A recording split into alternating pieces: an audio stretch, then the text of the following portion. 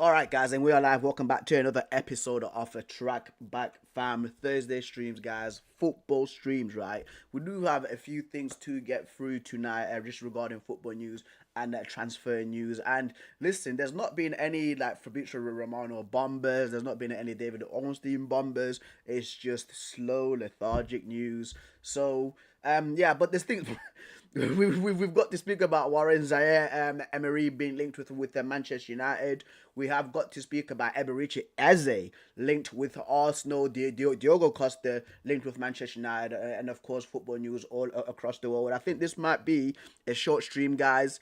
I think this might be like an hour long, so let's just jump right into it with the first news of the day, because we'll have to start with the team that I support, which is Manchester United, and then we will speak about the Eberici Eze news straight after this. So this comes from so it was reported by two news outlets, by Team Talk, who put out a lot of trash. To be fair, they do put out a lot of trash. For me, they are like 90% hit, 10% no 90% miss, 10% hit. While ESPN UK, of course, people should know who ESPN are. I think for me, it is the largest like a sports broadcaster in the world. Hi Mona, you okay? Thank you so much for commenting. Thank you so much for commenting, and I hope you guys are all right.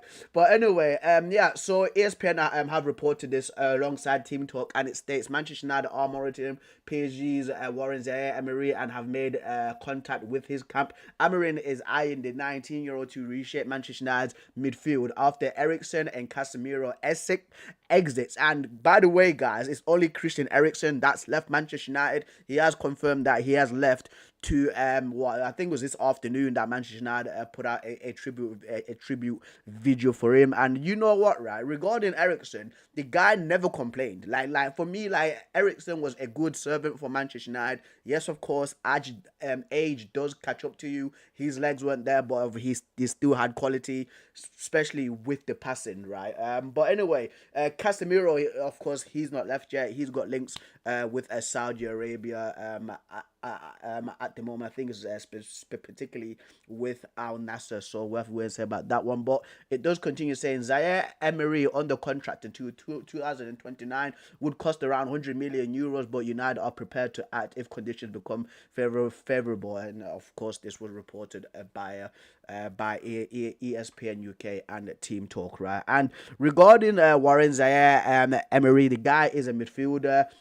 He's not the sort of profile that Ruben Amorim is trying to go out. He's not the profile that Ruben Amorim is trying to get. He's basically he because with Amorim, like he wants a tall physical DM who's also good, right? Of course, in winning the ball back and then release, and that's why we're linked with Richie Rios, because Richie Rios, I'm pretty sure he's like 6 foot odd, and he basically Amory wants to start off at 6 foot plus, right? So if you look at the players that Amory had as well in that Sporting Lisbon team with like Diamonde, Martin Humeland, I think there's a Debast, all big guys, bro, all big guys. So for me, like, I'm not really hyped about this news with Warren Zaire Emery. It's so hard like saying his name. Warren Zaire Emery. It's a double barrel surname, right? And for me, like, I'm not excited about it, because I think this might be a little bit of fake news, just because like PSG aren't gonna let a player of this quality go. And just look at the price tag already, 100 million. 100 million. Do you think we've got 100 million to spend this summer? I don't think so, bro. I don't think so. I saw some other news that we're linked with Alexander freaking Isak. I'm just like, where are all these reports coming from, bro? Again, because there's no Ornstein bomber, there's no Fabrizio Romano bomber. People just have to make things up, don't they? They have to make things up, right? But for the people that aren't initiated with Warren Zaire Emery, let's check out his stats from the 24-25 season. So here are these are his league stats. A year prior, a year prior to Fabian Ruiz coming, Zaire Emery actually played a whole load more games, but of course last season he couldn't play because Fabian Ruiz or Jean Neves took his spot in that PSG midfield. So he had three games. three games last season for Paris Saint-Germain, right? Of course, what he's about 5'9", 5'8", a central midfielder. He can play like a number 8 or defensive midfielder. Let's see what else. Oh, there it is. There. So, oh, it's Club World Cup freaking stats. It's Club World Cup freaking stats. I was gonna say, but yeah, he definitely played less games. What 100%, because it was either Fabian Ruiz or João Neves starting in front of it. But for him to get 29 appearances in Liga, it's absolutely brilliant. Of course, he is not a through and through goal scorer, because again, he is a defensive midfielder with one goal, got 2 assists, had 13 appearances in the Champions League, 1 goal in the Champions League, in the Coupe de France, 5 appearances, 1 goal, and in the Trophy of Champions in France, once again, 1 match, and I'm pretty sure that's just a one-off game, right? Sofian will join you in a bit. Right, okay. We'll have to figure out where I had to set that up behind the scenes. Did you ever ride a double decker bus in the Of course. Bro, what sort of comments that? Man said, did you ride a double decker bus in the UK? Yo, what's going on, Faham, bro? Ciao, amigo. Ciao, amigo. Bene. Tutto bene. What's going on, lad? What's going on, right? But anyway, guys, last season played 51 games, 3 goals and 2 assists. Once again, he's not like a really creative player. Like, in my opinion, he's more of a defensive-minded player, or a slash number 8, right? And if we go on his heat map, here it is there, right there, guys. That is his heat map. So, as you can see, right, basically, it's going from it's going from the left to the right, or my screen is opposite to you guys, but think of it as going from the left side to the right side. Okay, so he's basically more active, like in the central midfield spot, rather than literally in the box. As you can see, let's look at his touches, actually. Let's check out his touches. I want to check out his touch map, because his touch map will prove everything. There he is. He's absolutely everywhere. Absolutely everywhere, bro. So for me, like, listen. I would love Warren Zaire-Emery at Manchester United. I genuinely do think that he's absolutely gifted. Oh, this is my I dropped my food. Hello? Hello? Okay, yeah. That's perfectly fine, mate. Oh, cool. Okay, yeah. Just call when you're downstairs. Okay. All right. Thank you. Yeah, that's missing my food delivery. It's my food delivery, bro. I forgot I'd ordered the food. I forgot I'd ordered some freaking Greek food.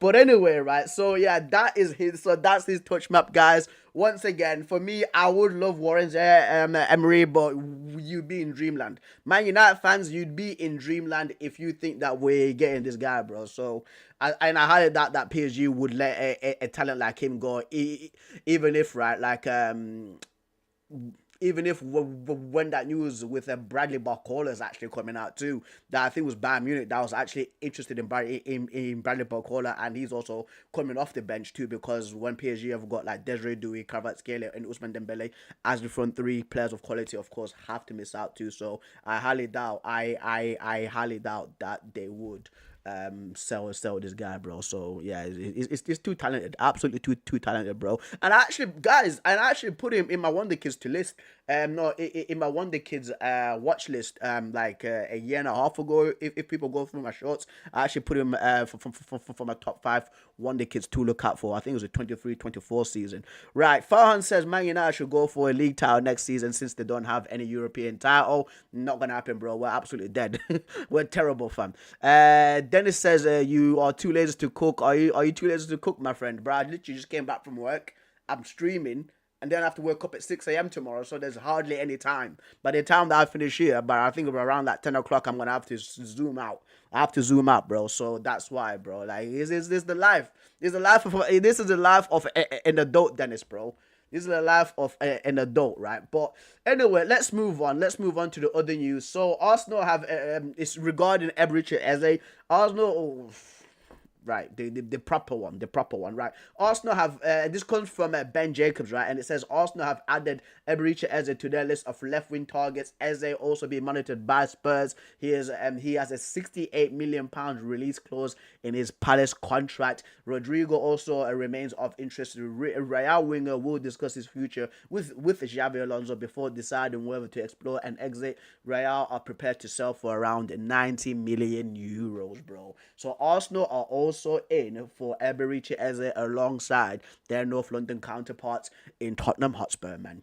In Tottenham Hotspur, bro. And Arsenal have been looking for a left winger. I'm saying that they should go after Marcus Rashford because Marcus Rashford wants a team that's got Champions League football. His hero was Thierry Henry. His hero was Thierry Henry. So listen, if they want my man, bro, go go out there and freaking get him, right? But Eze, for me, for signing for Arsenal, bro, like Eze improves Arsenal or Spurs. I think that Eze, right, is better than a freaking what's that guy's name? The French guy that plays for Spurs. I think it's Odebert. Is Odebert, right? And of course, Human Son, he is aging. I think he in his 30s. He's of course leaving. So that left wing spot is there to take. And of course for Arsenal, I do think that Eberechi Eze is an upgrade on Gabriel Martinelli, right? And I should put my phone on vibrate because this guy's gonna call me again, and I need to dash downstairs real quick.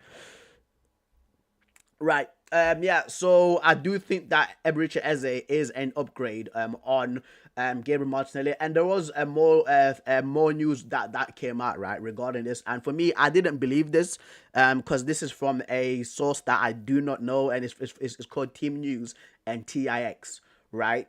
It says Arsenal have an agreement on personal terms with Eberechi Eze, and player wants to move. Crystal Palace is a 3 installments of 20 million, which is 8 in add-ons. However, the way that Andrea Berta operates, this could just be a backup plan for the club's number one left wing target, which is Rodrigo, as we know of, right? But for me, Ben Jacobs is a highly credible source. That's why I use this first rather than this one from a team news and ticks, because I don't know what these guys generally do, right? So for the people that don't know about Eberechi Eze, because he does play in the attacking mid in that Crystal Palace formation. I think it's what's this guy's name now? I think it's Austrian, the manager for Crystal Palace, Oliver Glasner, right? So he does play in central attacking mid in that 3-4-3 position, but he also does come out and play on the wing, and I of course will show you guys the heat map to where Eberechi Eze generally likes to play. It's kind of like Florian Wirtz a bit, where Florian Wirtz floats off to the left side and then he actually cuts in and does like to shoot. So last season in the Premier League, Eberechi Eze had 34 appearances, 8 goals, 8 assists, so that's 16 goal involvements in 34 games in the Premier League. 1 yellow card, right? Of course, he's from London, can represent Nigeria, but he has chosen to play for England. And his main positions are at attacking midfield, left winger, left midfielder, and even can play out on the right as well. I just think that this guy is absolute top quality. For me, guys, Eberechi Eze offers more than Gabriel Martinelli. Do you get what I mean? Like Martinelli, for me, I think the only thing that Martinelli has over Eze is speed. If Eze was quick like Martinelli, bro, the guy would be disgusting. Dribbling is unreal. Set pieces unreal. Chances creation is absolutely unreal, bro. So yeah, even shooting outside the box, man. Like if you look at the goals that he was scoring like last season in the FA Cup and in the Premier League, ridiculous.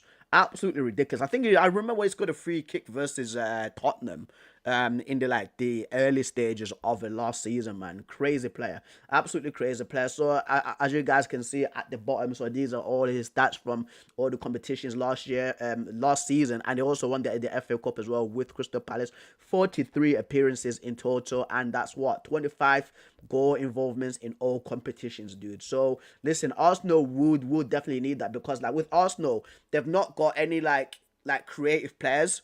You get what I mean? Like they've not got any creative players, right, aside from Saka and Martin Odegaard. In my opinion, just looking at that Arsenal team, because again, like I don't think that Martinelli offers what Odegaard offers, especially not what Saka offers, bro. But when Eberechi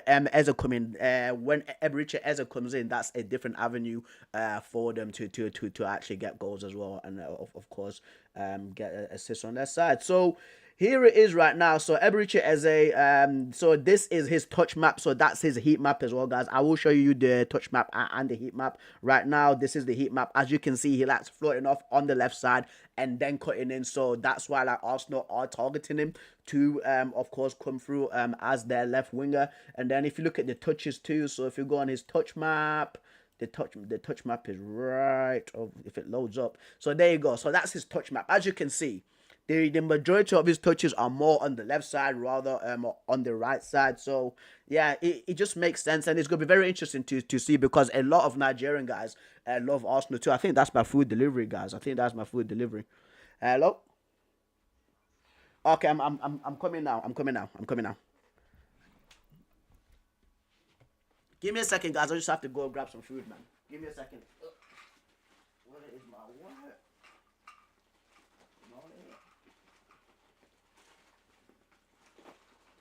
Where's my wallet? I don't know where my wallet is. What the hell? What the hell? I think I might have left my wallet downstairs. Oh, it's there.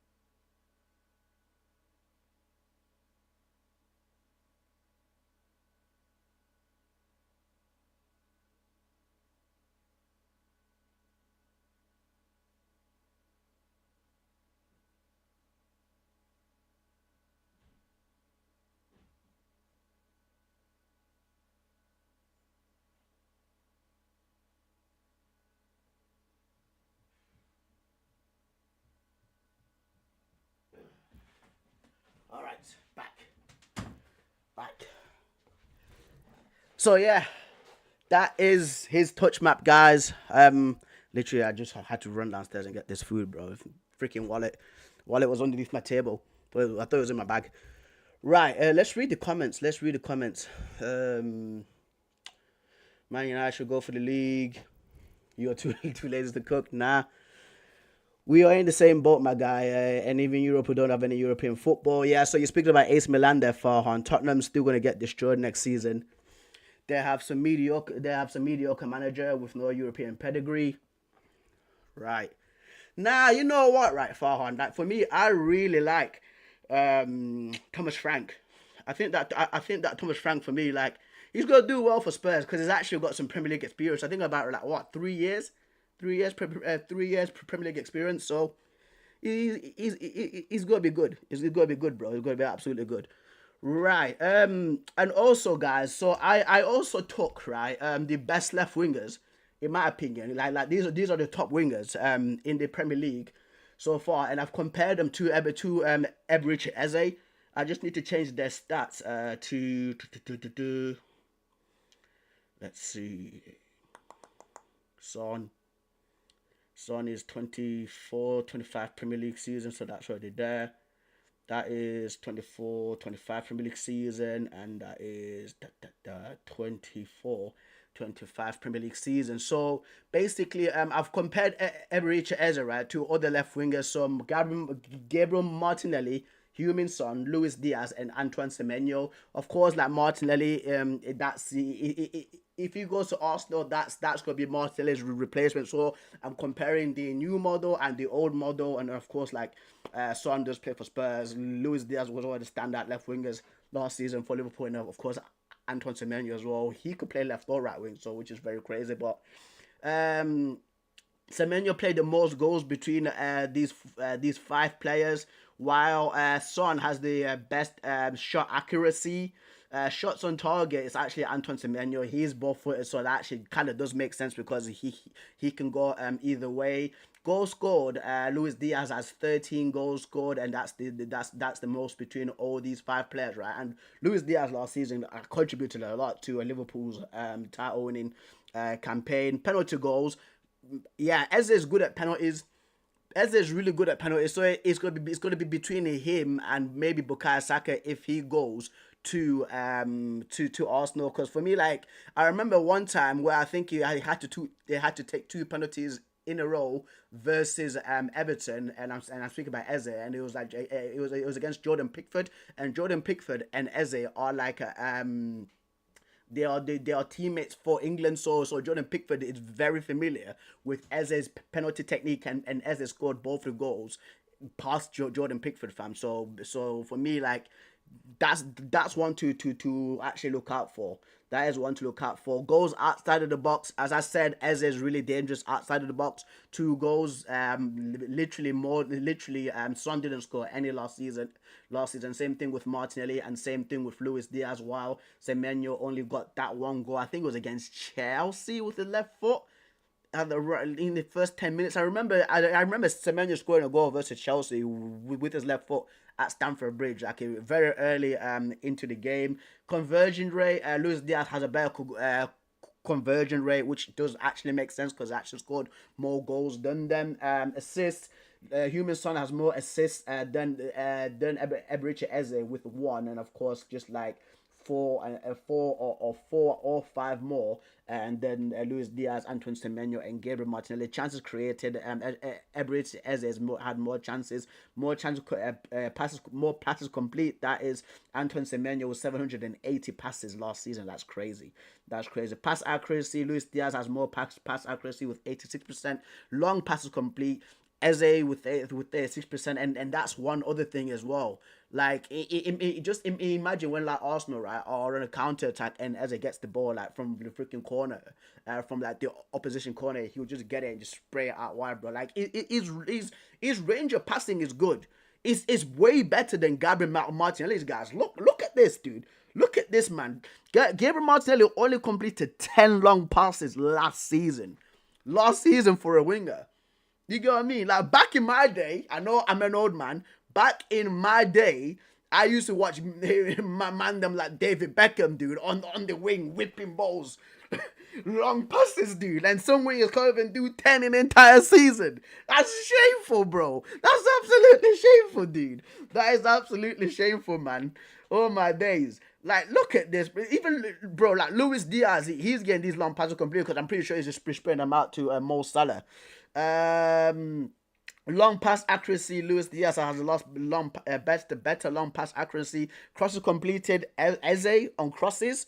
They get what I mean? Arsenal set pieces, crosses. It's all starting to make sense now to why Arsenal want this guy, because once again, like, the team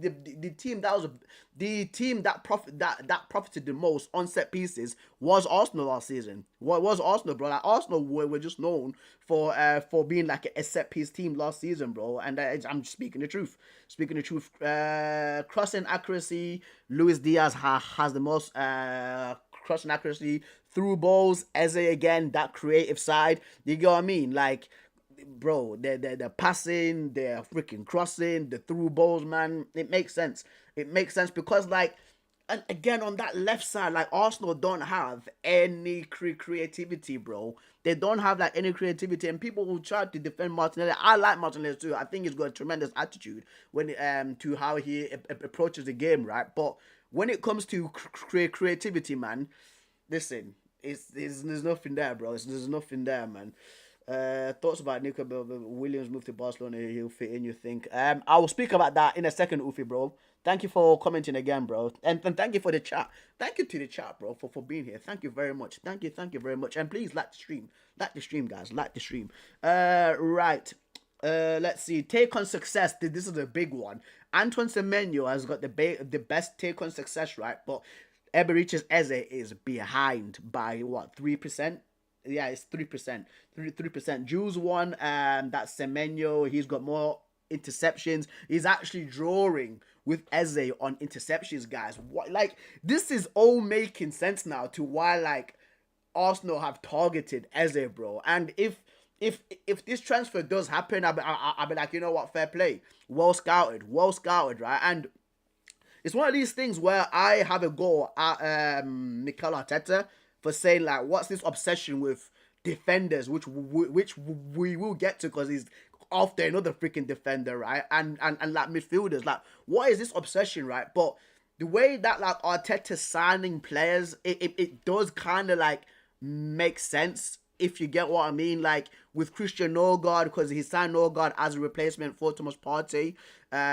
With like Eberechi Eze, if you look at all like the stats right there, it's all leaning towards like a creative left winger who likes to press, who can create chances, who can score goals as well in and outside the box, who's good at taking penalties, who's good at taking free kicks too. You get what I mean? So yeah, actually, yeah, it makes a lot of sense, bro. Yellow cards, everybody aside from Semenyo has two or less yellow cards. Wow. Semenyo's got 9, no red cards for either the 5 players. Touches, Semenyo's got more touches, and possession loss, which is very important. Right? I think it is going to be Son's lost their possession the least amount of times. You get what I mean? So less turnover. And offsides, that is Martinelli with the most offsides, because Martinelli, of course, does like playing against the high line. So it's good. So listen, it's going to be very interesting to see what Arsenal do for that left wing side. Are they going to go after Eberechi Eze, who is Premier League proven, or are they gonna go after Rodrigo, who is not Premier League proven? He's got a lot of money, but I think that Rodrigo's an absolute baller and he'll be dangerous as well. And I actually did make a video about Saka, Isak, and Rodrigo being an absolutely deadly alliance, a deadly trio. So let's see what happens. And it's literally like the transfer window is just generally just started, guys. The transfer window is generally just started because 2 weeks ago it was what's it called now? So 2 weeks ago it was their Club World Cup like transfer window, and then they closed it that for like 6 days, which is very stupid. I don't know why they closed it for 6 days, and then the transfer window is officially open. So I think it shuts down like in August. So there's still going to be a lot of movement around, right? So yeah, I'm gonna get to the chats. And see what the man them are saying, bro.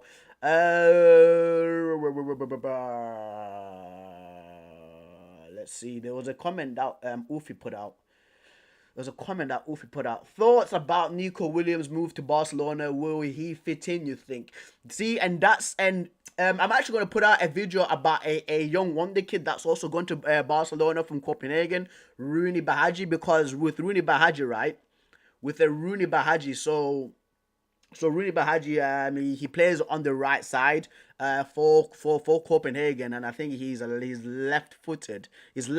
But I was speaking about this, like, where is he going to play? Because there's Lamine Yamal there. It's the same thing with Nico Williams, right? Like, where's Nico Williams going to play in this Barcelona team? Is Rafinha going to move into striker because Robert Lewandowski is about 34, 35 years old. He is aging. And Nico Williams does genuinely want to join Barcelona. There's a whole thing going on right now with like Athletic Bilbao. La Liga's involved, and it's like this saga is an absolute madness, because like Athletic Bilbao are absolutely the Athletic Bilbao fans are turning on Nico Williams. They also like shaded him out from their mural that's in Bilbao. So listen, mate, like, I love Nico Williams. I think the guy's an absolute baller. I had no idea he was that good like a year and a half ago. I was like, this guy, because for me, I was thinking, oh, he's just Inyaki's brother's, Iñaki Williams' little brother. There's nothing to him, bro. And then I actually watched him like a few times, and in the Euros as well, like scoring. I think he scored I think he scored. He was the guy that scored the first goal in the Euro final versus England, right? So yeah, man, we'll have to wait and see. Because listen, right, like with Nico Williams, he actually kept his part of the deal last season. He said to himself, I'm not going anywhere. I'm actually gonna stay here for at least one more season with Athletic Bilbao, and we'll see what we can do for next season. And of course, right now, like he's trying to move to a Barcelona, and these guys are not letting him. So let's see, mate. Let's absolutely see. We'll continue with the chats. We'll continue with the chats because it's very active, man. It's very active. Thank you so much, guys. Thank you very much, man. Let's see. Okay. Okay, so Farhan says we're in the okay. I've read that one. Tottenham still gonna get destroyed next season. They have some mediocre man. I've already spoke about Thomas Frank. So either way, is in a win-win situation with Arsenal, Tottenham are in the Champions League next season. Yeah, yeah, man, yeah, bro. And the Crystal Palace are still battling to stay in the Europa League. I think we might get that verdict real soon. Actually, I think it might be next week. I think it might be next week. I thought it was on the 25th of June, but I think it's next week. The Club World Cup is so trash. I forgot it's happening. I think yeah, it's literally going on right now. It was Man City that was playing. It's Man City that was playing, and it's 3-1 to Man City versus Juventus. 3-1 to Man City versus Juventus. Let's see what else. Why don't you stream on Twitch? It's better. I did stream on Twitch, bro. I did stream on Twitch. It's just because like StreamYard. I was using StreamYard to do like multi-platform streaming. So I was on Rumble, I was on YouTube, and I was on Twitch. But since I've changed it to OBS now, I need to configure out a way how to also stream or to multi-stream on Twitch too, because I got a new PC specifically for that, so I can multi-switch on OBS rather than StreamYard, because I don't like StreamYard, bro. I hate StreamYard, dude. StreamYard is an absolute mess, man. I don't like that site, bro. £36 a month for absolute trash. Crazy. The band one of my favorite streamers, so am I. Really? I never knew that, bro. It's content gaming, drama beams. In America, I don't expect him to know much from him. Yeah, I don't know. I think football content we won't get him banned. Yeah, I don't know. Twitch these days moving shady with a lot of streamers critiquing. Yeah, bro. Streamers favor those. Streamers favor a lot of egos, fam. That's what they do. Literally Twitch favor a lot of ego streamers, fam. That's what they do. That is what they do. Like, there's been a lot of guys that have been banned. I see all this news all the time on like X with like, I think it was Raikai, something like that, some young kid that also got banned too. People getting banned for off platform nonsense. So yeah, man, like Twitch is a little bit difficult, and I am doing like a meme streams like yesterday. For the people that were here, we actually did some more like social media reaction streams. So we're reacting to like street beefs, we reacted to like some dating thing, where it was like two people kissing at the end of like this dating thing, dude. Yeah, so there's gonna be more of that. So I don't know if Twitch will allow that. If they ban me, I don't care, to be fair, bro, because screw Twitch, bro. Screw Twitch, bro. Like, these men are soft. These men are soft, bro. They are actually soft, dude. So yeah. Anyway, let's continue, man. So this actually comes from the United Standard. I had to save this, right? Because this doesn't make any sense in my opinion. Newcastle sources now saying Manchester United spending this summer on Cunha and Buemo has affected the transfer market. Womp womp. Like, how, bro? Bro, it's you, man. You, man, have money. You, man, are in the Champions League, right? You know, do you know why you guys have not signed these players? Because you're not Man United. You are not Man United. There's a difference, dude. There is a massive difference, bro. One club is globally known. One club is globally known around the world. While the other club does have a big following, but it's not as big as Man United. You know what I mean? One club has 20 Premier League, 20 freaking league freaking cups. You know what I mean? Division 1 and the Premier League put together, dude. Like, you guys literally won a Carabao Cup for the first time in 70 years. Honestly, like, Newcastle sometimes has to relax. You, man, have to relax, bro. You have to relax, fam.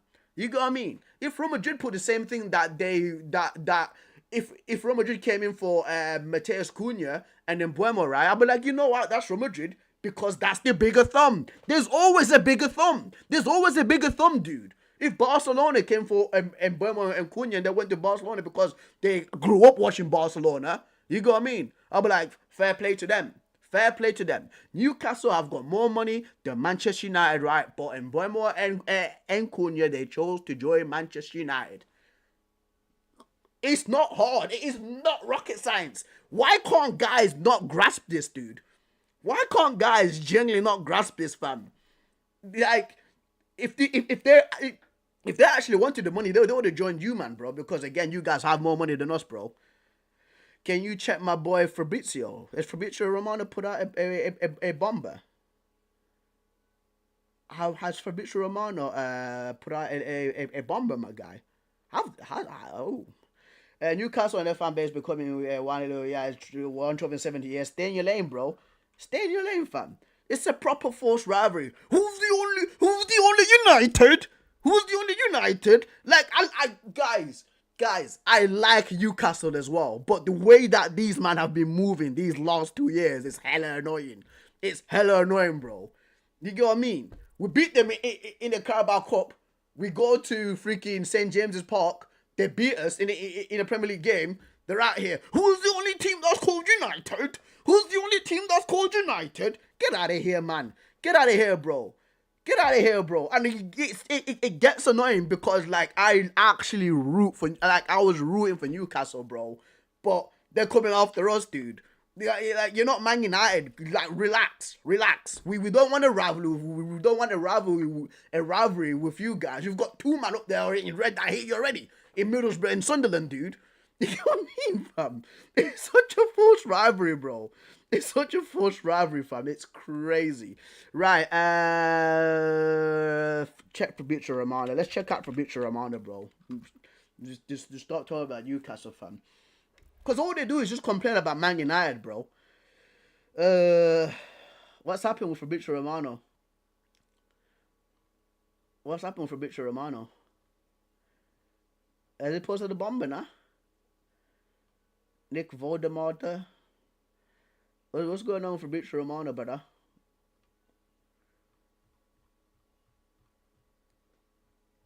Can you check my boy Fabry, bro? I have family. And there's nothing. It's only that regarding Luka Modric.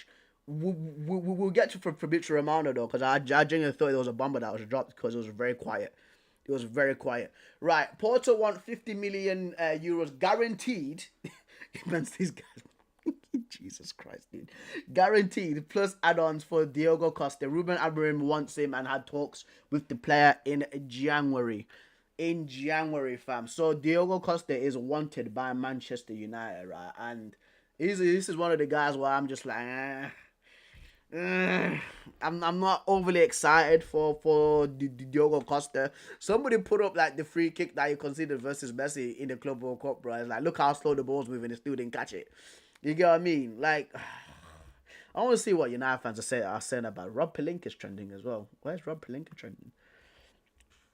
Man, Fergie's right. Yo, that's a brilliant name. Fergie's right ref. What are they smoking over there, bro? They're smoking that Sagres, that Superbock, mate. You know what I mean? If we just signed this guy without Cunha and Burma, would go from 15th to 8th immediately. You think so, mate? I'd prefer we sign him over Martinez. It turns 26 in September. He still has prime years ahead of him. Meanwhile, Martinez will be 33 September. As I've said before, if we're generally serious about competing for a major honors not the goalkeeper to lead the squad. I agree, Olu, fam. I agree, my brother. He can't save penalties as good as Martinez. Ideal goalkeeper, if he comes, we also add Lamens. We are in business. At this point in the summer, 4 key starts with high quality in key positions. All I want, get Cunha and Boma, Jokeres and Costa, and I'm reluctantly happy. I agree. We just need a midfielder. Man. So listen, I think for Thingy to come in, for Diogo Costa to come in, there has to be some sales. There 100% has to be some sales, bro. You've got Jesus, fam. You know how annoying these two guys are right now, and.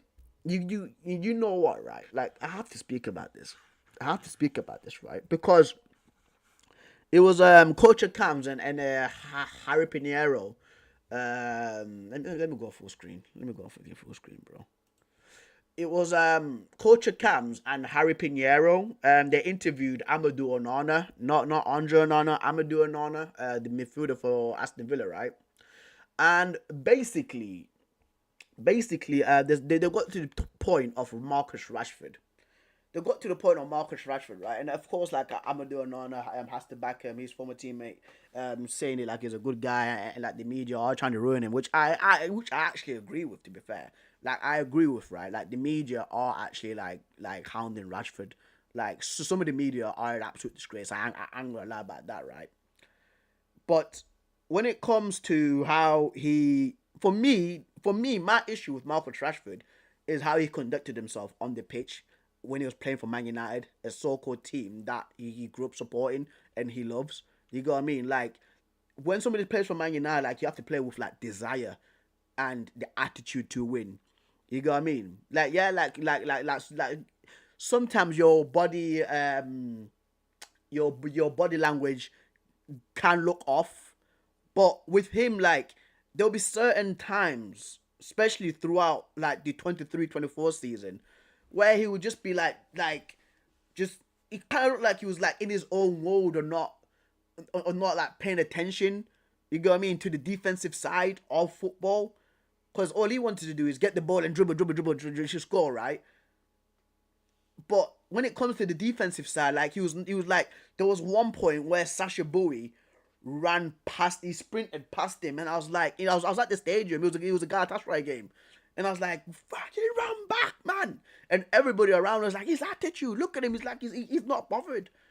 And this was the entirety of like the 23-24 season, guys. I ain't gonna lie, I'm speaking the truth from what I've seen with my own two eyes, man. And I wouldn't come out here and start making up fake rumors about players because that's not me. But I'm just speaking from the experience that I've seen from him on the pitch. Outside the pitch, brilliant work, feeding children, all the Dr. Rashford stuff, all these kind of things, right? But I'm just speaking like what I see. So when like teams like Barcelona, I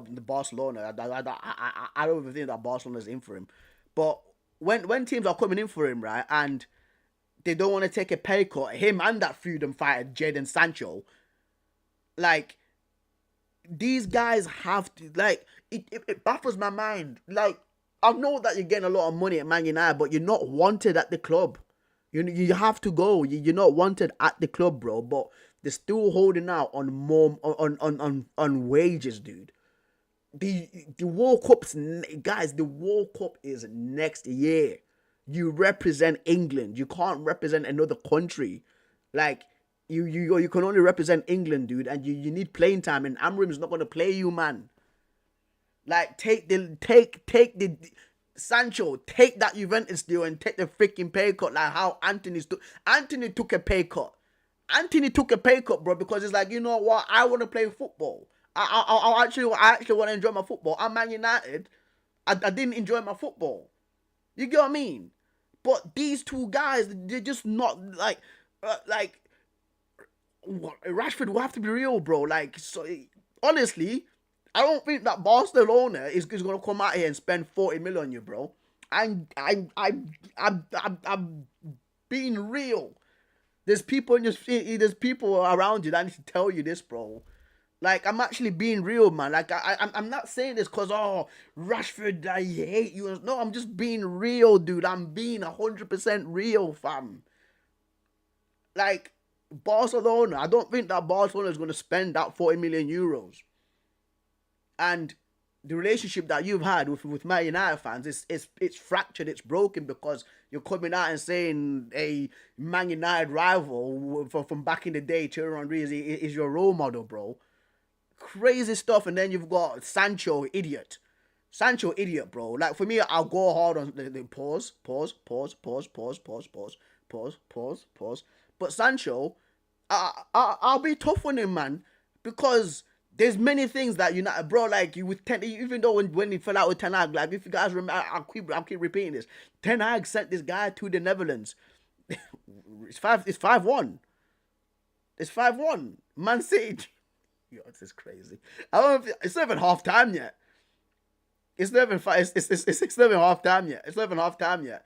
But Ten Hag sent this guy to the Netherlands Ten Hag sent him to the Netherlands for 3 months to train. He comes back, right, and was like, "Oh, it was see what you're made of, like, for your home." Like, I think it was like I'm presuming it was like the whole thing for his like mental health. But apparently that they're falling out at the Chelsea game. I think it was a 2-2. It was the game we drew 2-2 where Casemiro basically like he was ahead and then he just literally bounced over the line. People remember that game, right? And the club do all that for him, and then of course like um Ten Hag says Sancho was not training hard enough in training. That's why he's not picked him. It was after the Arsenal game. I think we lost that game. I think it was like 3-1 or 2-1, right? And he said like he's not applying himself in training. Then of course like this whole thing started where he's not wanting to play while we've got clear injuries. For me, he's letting his teammates down. He's turning his back on his teammates. He's letting their freaking club down, bro. So he's the way that his attitude is, bro. Get that idiot out of here, fam. Get that stupid guy out of here, bro. Like it annoys me the most, like, because for me, like it should be a privilege to play football. It should be, yeah. Remember when I wanted Sancho. I wanted him, bro. It was a message to the Glazers, fam. Like, it's either you go get Jadon Sancho or go F your. If go back from my channel. But I actually wanted Sancho, fam. But I never knew like this was gonna come out with his attitude, bro. Like, it should be to play, guys, to play football for Man, to play football in general, to play professional football in general. That's a lot of people's dreams. You know what I mean? And this guy's like, oh, I'm not going anywhere. 250 grand. 250 grand. I want 250 grand. Like, another massive team in Italy wants you. You know what I mean? You've got another opportunity. You've got another chance to play for another massive team, right? You play for Chelsea. You play for United. You play for Borussia Dortmund, and now Juventus want you. Or Napoli want you, bro. Massive teams in Italy, right? And he's just like, I want to take a paycheck. I'm not leaving. I want my money. I want my money, Brad. I want my money. Like, come on, man. Be real, bro. You're a professional football player, dude. People will kill to be in your position. And just like, I want more money. I want more money. More wages. More wages, bro. You get what I mean? Like, even if you're on 90K a week, you'll be earning like 3 times the amount of what other people are earning in a year, bro. People would have to work, some people would have to work 3 years, right? Just to get 1 week of your paycheck and you're out here. I want my money. I want my money. Get the fuck out of here, bro. I get so annoyed by players like this, dude. I get so annoyed by players like this, and they will say, oh, freedom, freedom, freedom. Like, United tried to actually help you as well, you dickhead, fam. Idiot, bro. I get so annoyed by this man, guys. I genuinely do, bro. And I would tell it to his face as well, fam, because you do nothing, bro. Moron. Absolute moron, man. But anyway, guys, we'll move on. So, according to Sammy Mockbell via the BBC, Arsenal are in for Julian Alvarez. But it's basically what it's regarded as it's not financially realistic. And I don't think that Julian, because Julian, I think this is his first, like, I've seen a stat where it's like it's his first time where he's basically not won a trophy. Because he's won a trophy at River Plate, he's won a trophy at like Man City. Remember where he won that mad run, where he won like the World Cup, where he won the Copa America, where he won the Champions League, the Premier League, the FA Cup in that 1 year. The only time he's not won a trophy is for the first time is with Atletico Madrid, because Atletico Madrid have been knocked out of the Champions League, the Club World Cup. So I don't think this is a realistic one for Arsenal, because it's only been there for 1 year as well, and Atletico Madrid will have a hard time selling him, because they would actually want to keep a hold of him, bro. They would not want to release the guy, bro. They would not want to release him. So it was just some news that I seen that come up, and I like Sammy Mockbell as well. Yeah, he actually produces it. He actually not produces, but he actually does have some good sources, bro. Right. Farhan says more was crying for his sugar daddy like a gold digger, bro. He's an idiot, bro. Absolute wrong. Absolute wrong. Right, Arsenal. So you guys do remember that I did mention that Arsenal were in for another defender, another centre back. Here he is, Christian Mosquera. Christian Mosquera. Arsenal are in active talks to sign Christian Mosquera as a new centre back with initial negotiations or already ongoing. He's among top targets for centre back position. Talks ongoing with Valencia and player side. That's crazy, bro. Like Arsenal, we did the count. Yeah, we counted how many centre backs that Arsenal have.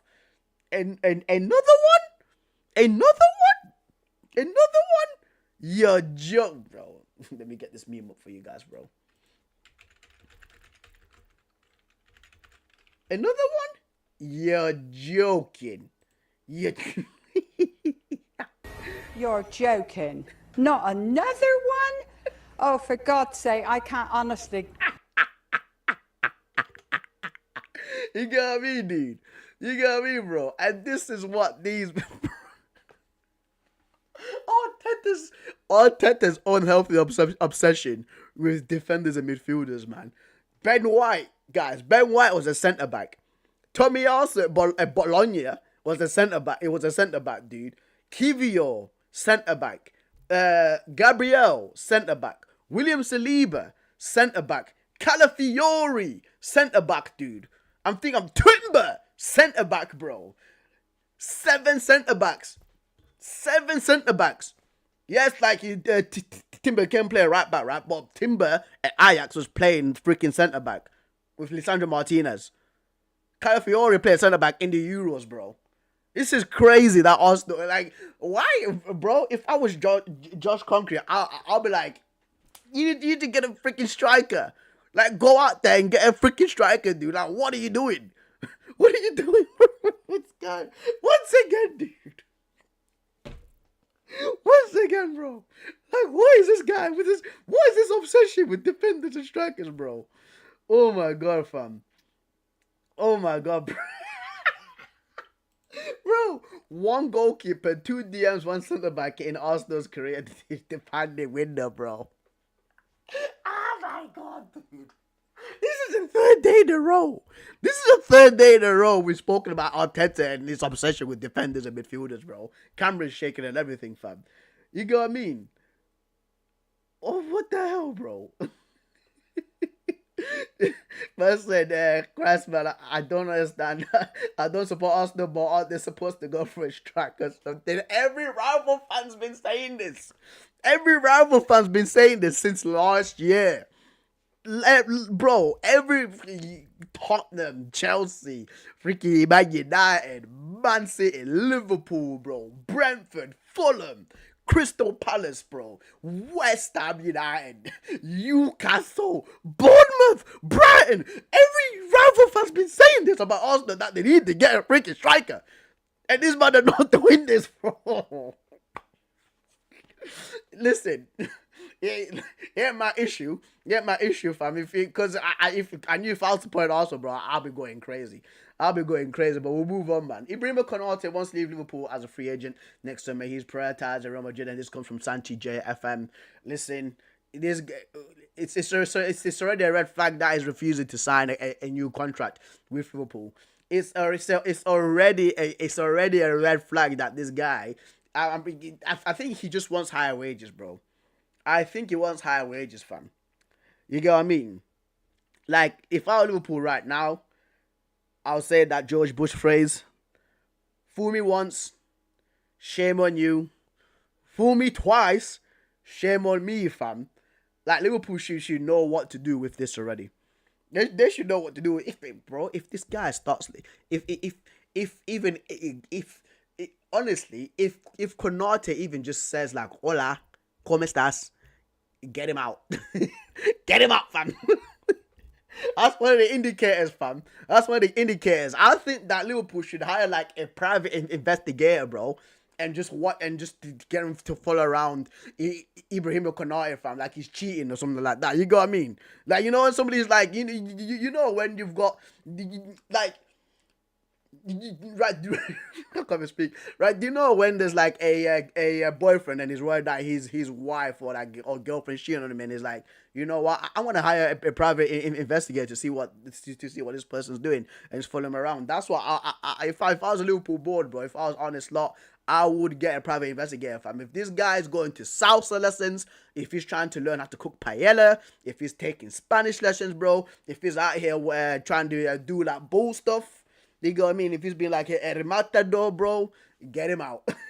Get him out, bro. Another Real Madrid, you know that Real Madrid is speaking to my man, bro.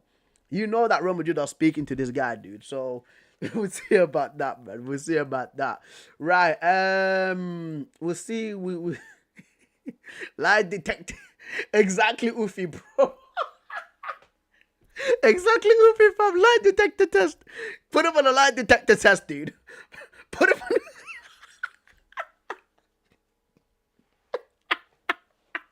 Yo, bro. Hook him up on one of those things.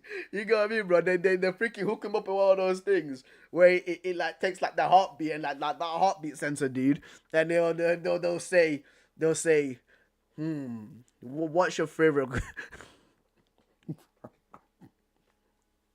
Oh my god, dude. Oh my days, dude. I was gonna say something messed up, bro. These streams are gonna catch up to me one day, fam. These streams are gonna catch up to me one day, bro. I was gonna say something crazy. Bro. But anyway, right? In that lie detectors test, bro, they'll put out like picture of like the Real Madrid logo and the Liverpool logo, and they'll say which team do you think is better? Do you think that Real Madrid is better than Liverpool, fam? Say yes or no. He's gonna be like, no. More will come out the back. The lie detector determined that was a lie. Oh my days, man. Oh my days, bro. Oh my god. Oh my god, man. All right, let's move on, man. Let's see what Fabrizio Romano's posted now. Let's see if there's a bomber that's come through. Again, Como again, man. Let's see how old is Jesus Rodriguez. Jesus Rodriguez. How old is he? 19 years. You know what, right? Como, bro. I said it 2 days ago. I will say it again. FC Como, and they'll do it. I think they should do it, bro. Liverpool should be doing like those Spanish lie detector things on their players, bro. Because what Trent pulled on them, man, dude, he's crazy. But FC Como, right? So the other day, guys, I actually spoke about FC Como. Because they were in for another young player. I'm forgetting the player's name, right? But they were in for like another young baller, and I said that like if I was FC Como and Francesc Fabregas, or Cesc Fabregas is what people call him, because I'm pretty sure he's one of like the like chairmans, or like he's got shares in Como. I would like treat it as like a club that like nurtures talent. You get what I mean? Like you be like, I'll treat it like the Clairefontaine of like professional football teams. And for people that don't know Clairefontaine is like where all the best young French players in France go and train. I think it's in Paris. Right? So if you think of all the greatest French players, right?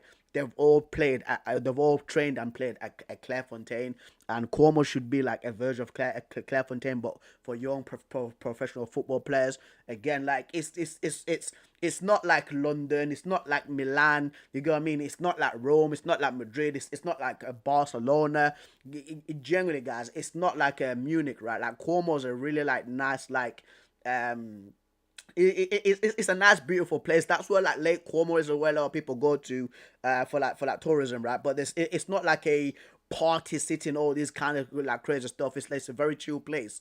And if you're a young football player and you want to focus, if you want to focus on like improving your craft and to what it's be, and to know how to be a professional football player, and you're a young talented baller, I'd go to Como, fam. Syria, a team that's in the Syria you can again like play against Inter Milan, AC Milan, Juventus, Napoli, Roma, Lazio, Fiorentina, right? Like teams with great history, and you could be getting better and better playing against like these guys, bro, and getting a rub and actually knowing like the levels of football. You get what I mean? So for me, like Cuomo definitely should be doing that because they also give players like second chances. Like literally, Farhan just said it right there. Cuomo signed for Dele Alli. He's slowly finding his groove. Yeah, bro. Dele Alli in England, like around the 1920 season, bro, he was out of it, man. Jose Mourinho had to come in and tell him, is like, listen, like if you don't improve, you probably end up like falling out with the love of the game. You start going down a dark path, right? And Fabregas was like, come to Cuomo, come to Cuomo, have like a trial and see how you get on. And now they've signed him. I think he wears like number 8 for them. They've got Nico Paz from Real Madrid. Yeah, so they've got Nico Paz and they've got somebody else as well. Like they've got a few good players, bro. Like a few players that are on like a redemption, because we actually did this the other day, man. We did this the other day, man. Alberto Moreno, who was at Liverpool, Sergio Roberto. You know what I mean? Like experienced professional football players like Sergio Roberto. The man of like, imagine the players that Sergio Roberto has been surrounded with, man. Messi, freaking Iniesta, Xavi, Busquets, Puyol, Piqué, Luis Suarez, Neymar, guys. Like the amount of players that he's been surrounded with, and he can like grab these like these young players and say like, this is what Lionel Messi used to do when he wanted to improve on his game. Even though like Lionel Messi is like a freaking once in a like 1,000-year player, right? With that kind of freaking talent, like freak nature talent, but still, he be telling like this is what he used to do. Suarez used to shoot with his left foot, right foot. If you're a defender, Puyol used to do things like that. Like experienced pros with young players, man. I like this, man. Max says Kakare. He was at Lyon. You know what I mean? 25 years old. It kind of fell off a little bit on the wayside, but once again, at Como getting his second chance. There's so many players, bro. So many players, dude. We spoke about Nico Paz. There was another one too. Maxime Perron. He was from Man City. You get what I mean? So yeah, there's just so much things. So for me, I'm actually rooting for Cuomo. Hopefully they do the thing. What I'm suspecting that they are doing. Let's move on. Napoli have scheduled a new round of talk for Bologna winger Dan Ndoye and Sam Bukima. Talks continue. Napoli have already full agreement on personal terms with both Dan Ndoye and Sam Bukima since last week. Dan Ndoye is another guy that gets slept on. I was confusing for Iliman Dai for Everton, the left winger. I always confuse him for him. But he really impressed me for Switzerland in the Euros last year. So that's one to look out for. And listen, if Dan Ndoye starts balling out for Napoli, if he does move to Napoli, right, and he becomes a great player, I won't be surprised because the guy's got brilliant talent. Absolute brilliant talent. Sam Bukima, this is my first time actually hearing of him too, so we won't say about that one. I'm gonna read the chats just before I do continue with the other football news. Como signing Anthony. Really? Okay. Como cooking in the transfer market. Como signed for Dele Alli slowly. Yeah, exactly. Has been a low key cooking Syria. They're being some big teams. Yeah, man. Shout out to them, bro. It's a nice area as well, Como, man. Very nice area. Kamaldeen Suleimani to Atalanta from Southampton. Here we go. Exclusive details. Deal done for 17 million euros installments plus 4 million add-ons and team performance bonuses. Southampton will also keep 50% sell-on. Suleimani will sign a contract until June 2029 plus option. Right. But this news of Kamaldeen Suleimani going to Atalanta. Where's Ademola Lookman gonna go? You know what I mean? Where is Ademola Lookman going to go, guys? I just actually want to check this. I've created a new page, but I want to see where Ademola Lookman is going to go. Because there's nothing that's come out about him. there's actually nothing that has come out with Ademola Lookman, bro. Yeah, look, in February 19th, like there's literally not even a whisper about Ademola Lookman, dude. Like, what's happened to him? He's literally fell off the face of the earth, bro. Now it says he's going to achieve has been able to do it Bergamo. Yeah, yeah. Why is no club after Lookman? What's this guy saying? Translate post. Maybe your two media knows nothing. Yeah, Bayern. Yeah, maybe Bayern. Okay.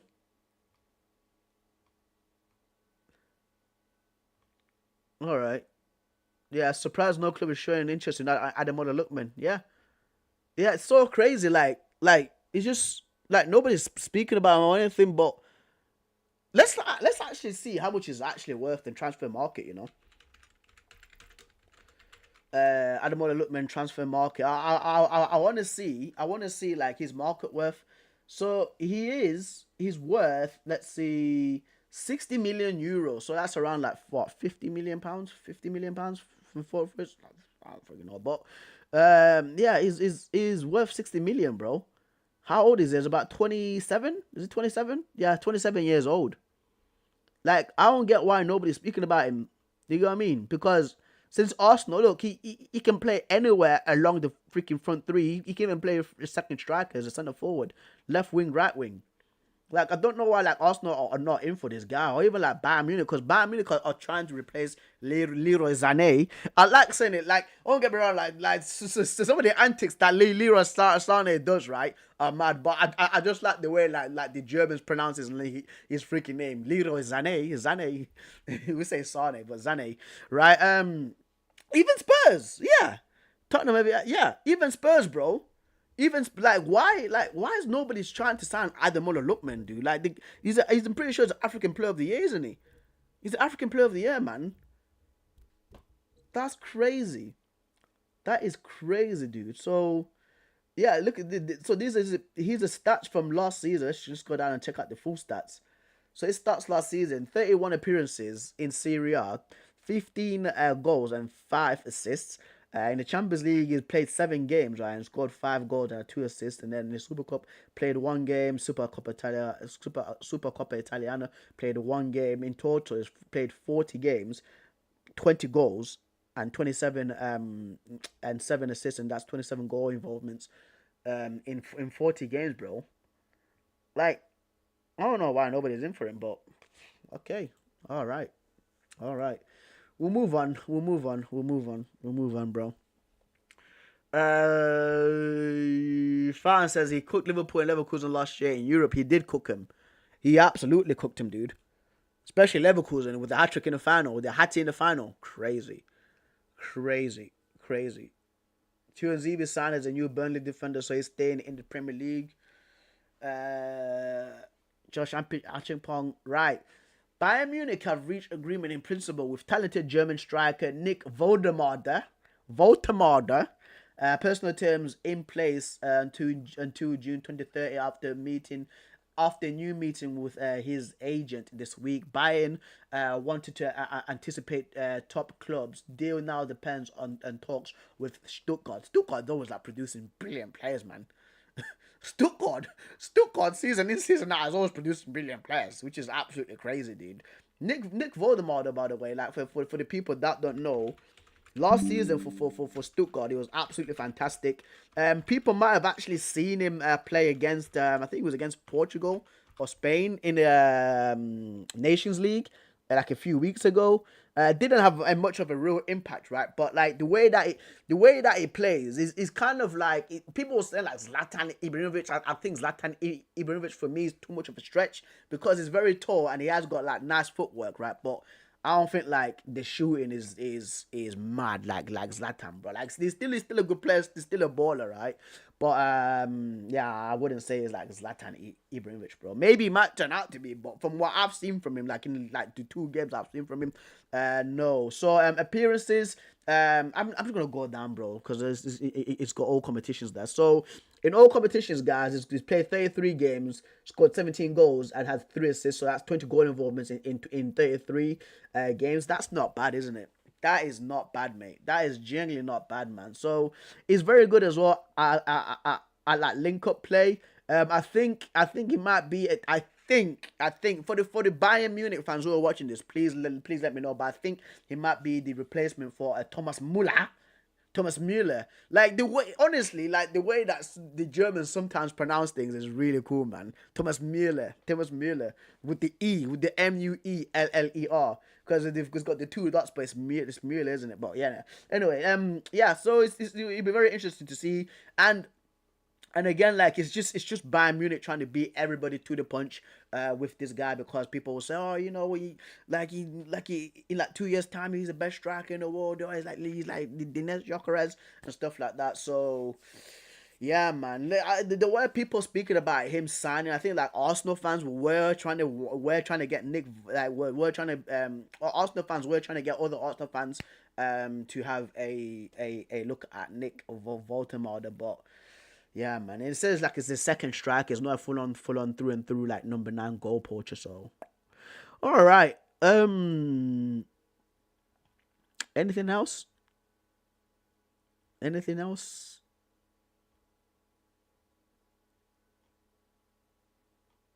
Anything else?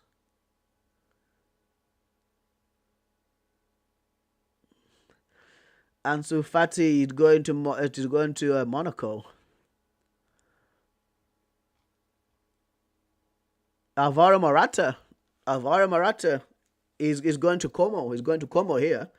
He's going to Como. I think he should stay in Atalanta's presence is team for important for the team. I think he's on about Ademola. Look, man, Ademola Giza. Jacques has signed for us, which I think is a good signing for experience. Good stats in my opinion. Oh, Granit Xhaka, man like Granit Justice. Is he going to Milan? Is he going to AC Milan? Oh, damn. Okay. Okay. Man like Granite Justice, bro.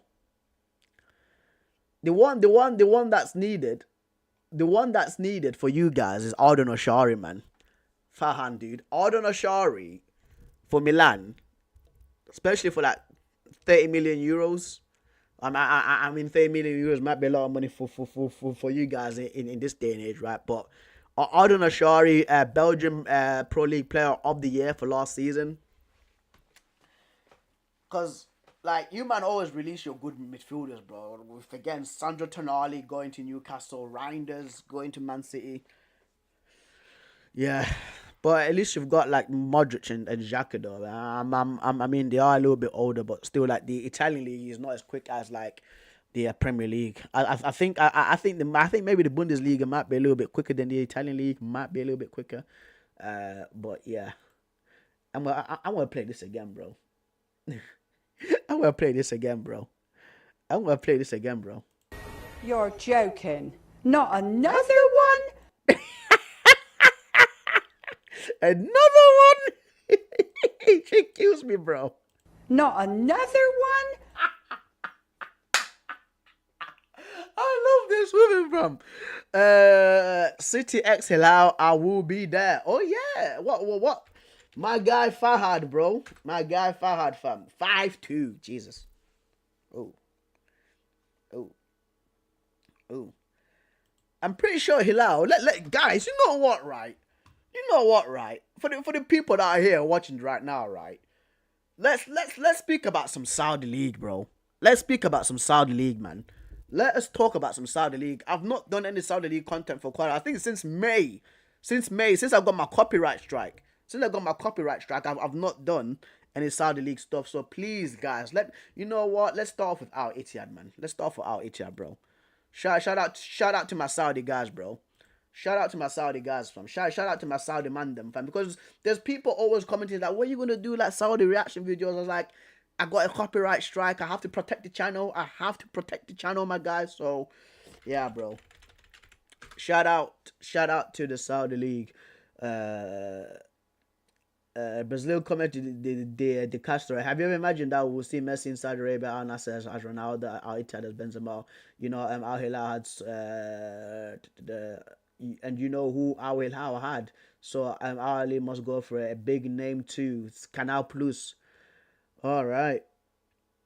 I think Yeah, bro. I don't know. It does. With Messi going to Inter Miami, I think that's what the MLS promised David Beckham when he first opened um, Inter Miami. I'm pretty sure. I'm pretty sure. I'm pretty sure. I'm pretty sure. Um, from my memory, I'm pretty sure that's what the MLS promised him. They said that, like, listen, like we will actually like bring you Messi to Inter Miami. I'm pretty sure of it, bro, because Inter, bro, like, don't get me wrong, right? Like, even though I didn't expect that they'll progress through the Champions League, bro. To the Champions through. I keep calling it the Champions League. No, through to the Club World Cup, like knockout phase, right? They've got PSG next. Good luck. Good luck with that defense. Good luck with that defense. I was looking at the fixtures today. I was like, good luck with that defense, right? My man should have gone. But I know why. I know why. I know why, bro. I know why. I should have said my man should have gone to the Saudi League, but I know why. I know why. I know why. We all want to get into it here, fam. But if people wanna know why, message me on Instagram, bro. But I know why. I know why. I know why, bro. This disgrace cheat, fam. This disgrace cheat, Messi, fam. I know why, bro. I know why, bro. I know why, man. I know why, dude. I know why. I know why. This disgrace, this disgrace, this. You know, if I had exactly, bro, like my reaction, cause it went like ding, like that, bro. It went like ding, like it snapped in my head. It snapped in my head. I was like, this guy should have gone to like to the South League, and I just thought to myself, I was like, right, like MLS America, yeah, ding, yeah, disgrace cheat, fam. Absolute disgrace cheat, bro. That's why Ronaldo's the GOAT, fam. Anyway, regarding Al Nasser, Ronaldo chapter begins, same passion, same dream, let's make history together. Yeah, and I think he's gotten 15%. 15%. Here it is right now, actually. It's broken down by Eurofoot. Shout out to Eurofoot. Shout out to Eurofoot for coming in clutch. So details of Cristiano Ronaldo's new contract at Al Nassr is going to be on 178 million a year. 178 million a year, bro. Like, dude. 178 million, bro. Big cheese, bro. Big cheese, mate. Big cheese. 3.4 million a week. 15% ownership of Al Nassr, estimated to be worth 33 million. 24.5 million pound signing bonus, increased to 38 million if he activates the second year of his contract. 80,000 bonus per goal, increased by 20% in the second year, dude. 40,000 bonus per assist, increases by 20% in the second year, fam. 8 million bonus in Al Nassr. If Al Nassr win the Saudi Pro League title, 4 million bonus if he wins the Saudi Pro League Golden Boot. 6.5 million, bro, bonus if Al Nassr qualify for the Asian Champions League and win it. 4 million worth of private jet expensive covered by Al Nassr.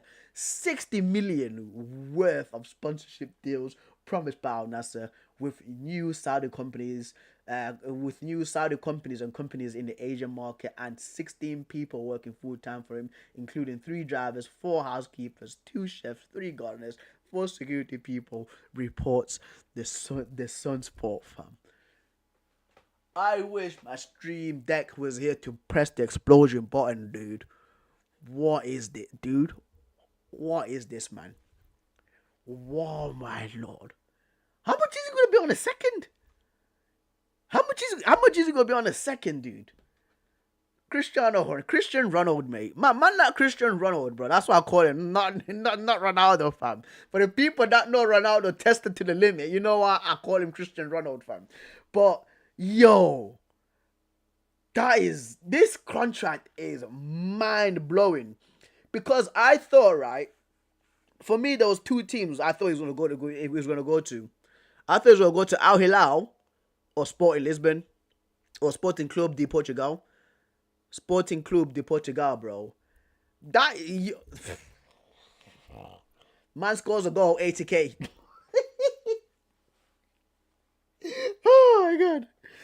One scores a goal, 80K, fam. But for me, aside from all the money, right? Aside from all the money, what I wish for Ronaldo is to reach 1,000 goals. That's the milestone that I wish for this guy, bro. And he's gonna do it, fam. The guy's an absolute psychopath, and I mean it in a good way, because like psychopath, as in like he's a hard worker. The guy's a grafter, dude. The guy's a grafter, bro. Like the mentality in here, the elite mentality, fam. He's got it in there, bro, to reach 1,000 goals, bro. So my guy Ronaldo, honestly, man, like I'm just happy for this guy. I've been watching him since I was 8 years old, guys. I'm 30 now. I'm 30, bro. I've been watching this man for 22 years, bro. So my guy, Cristiano Ronaldo, man, that Christian Ronaldo fan. Shout out to this guy, dude. Brilliant, absolutely brilliant, mate. Mega deal, fam. This is the craziest. This is the craziest contract I've seen for a football player ever, man. Valentina says, how are you? What's going on, my guy? What is going on, brother? What is going on, mate? What is going on? What is going on, man? I can't really. Should I stay for longer? I don't, because I didn't do 12 goals, 12 goals, 1.2 mil. Crazy stuff.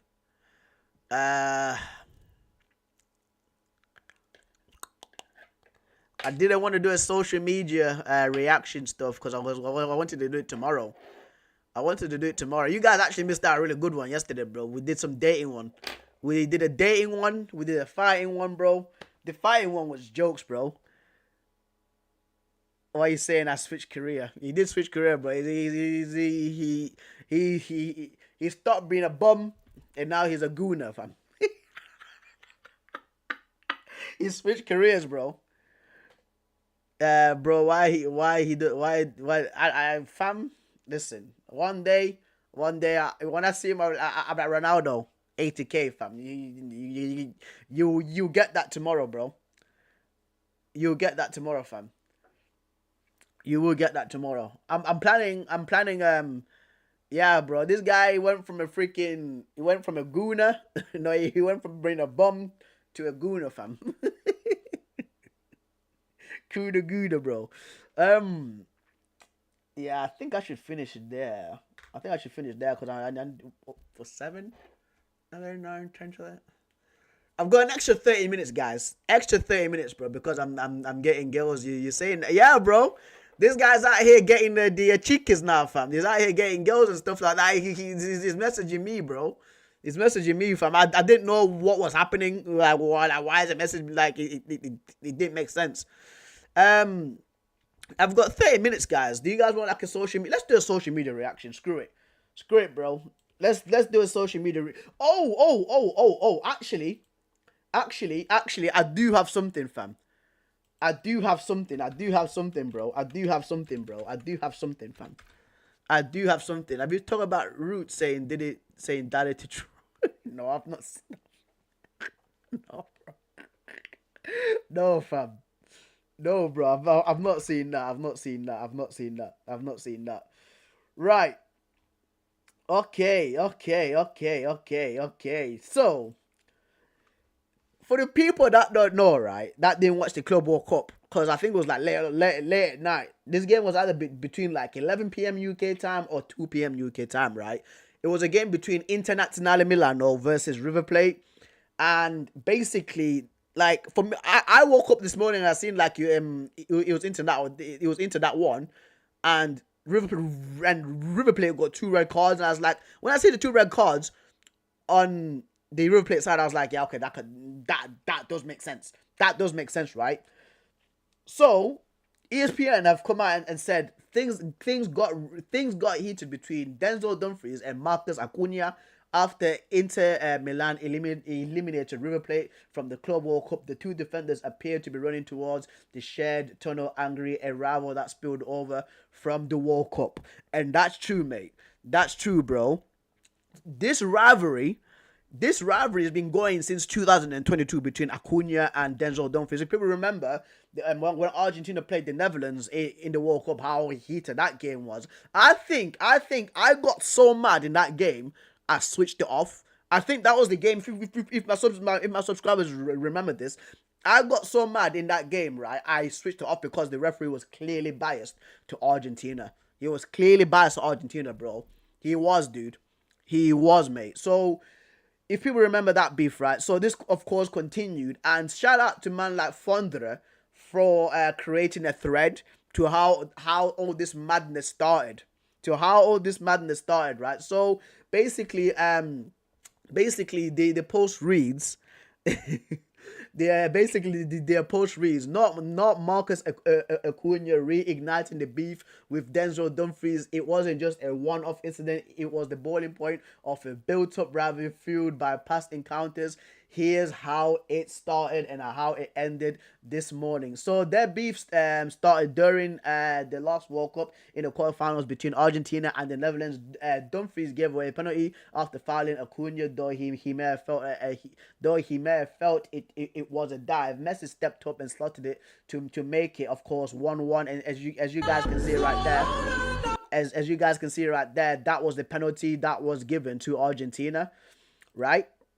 So of course Messi did step up and scored. I can't show the full thing because there is copyright towards this. So it continues. Messi added insult to injury by running to the Dutch bench and cupping his ears. A direct challenge to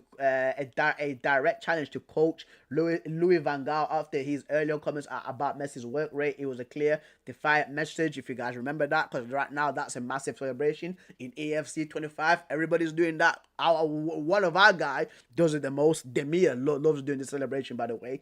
Argentina later won on penalties and disrespectfully shook hands, but Dumfries wasn't happy. He lost his cool after the Argentine celebration and was sent off after the match for confronting players and staff. On June 26, 2025, Acuna and Dumfries faced each other in the Club World Cup. Right, River Plate needed a win over Inter Milan to advance. As you can see, that is the kickoff there going on. Dumfries and Acuna battled fiercely for the ball, a tense moment that proved to be just the beginning of what was to come, right? It didn't take long when Matt Antuonis tested Sommer early with a quick, of course, attempt on goal. Everything is going on. Second half, Lautaro Martinez almost scored. He actually hit the post. I can't show the clips, guys, because it is copyrighted by FIFA, and FIFA, you move absolutely mad. Bro. So, yeah, but anyway, Acuna and Dumfries going at it. Tensions are boiling over between the two. It's been getting real heated in the last few minutes. A beautiful pass from Dumfries, fouled by Martinez, and Quata brought him down as shown a straight red card. Yeah, so that was a final man. So he basically Dumfries put one of his teammates through. Final man, slide tackle from the back. Of course, red card against River Plate. Dumfries wasn't letting Acuna go with that tackle, bro. Esposito finally gave Inter the breakthrough, a composed finish late in the game to put them ahead. Of course, there was like what? Yes, around the 70th minute when they scored to make it 1-0. Brilliant finish, right? We continue. Bastoni then sealed it for Inter in the 90 odd minutes, so literally in added time. So Bastoni went and scored. I can't show you guys the full clips because I will get copyright strikes. Right. We continue. So the moment Dumfries told Acuna to meet him in the tunnel away from the camera came right after the final whistle. Things had already been boiling, and that's when it truly erupted. And as you can see, like there was speaking in it, pointing. He's like, yeah. He, like, it's fighting talk. Dumfries like, come, I'll meet you. I'll meet you aside, right? As soon the whistle was blown, these men, they're heading down the tunnel. They're running together, like they're running down the tunnel, bro. They're running down the tunnel, and let me put it full screen. They're running down the tunnel, right? And of course, the teammates are trying to stop him. They're trying to stop him. And I said this, guys, because right there, that's Acuna, the guy on the left, that's a Denzel Dumfries. I said this. I said, like, if footballers are really about it, right, and none of this handbag stuff, just say, like, we won't fight on the pitch. We'll fight, like, in the freaking tunnel. Wait for you in the tunnel. We can fight in there. We can fight in that, dude. And these two guys are the first guys to do it. So respect to them. They're actually trying to handle it like men, of course. They were pulled aside. You've got River Plate fans throwing stuff. As you can see, there's a guy there who's about to throw something. There's something that's been thrown that side. Of course, they're throwing it at Denzel Dumfries because their team had lost. Their team was eliminated from the Club World Cup. As of course, they continue. Acuna is being dragged down there by Inter Milan and River Plate players.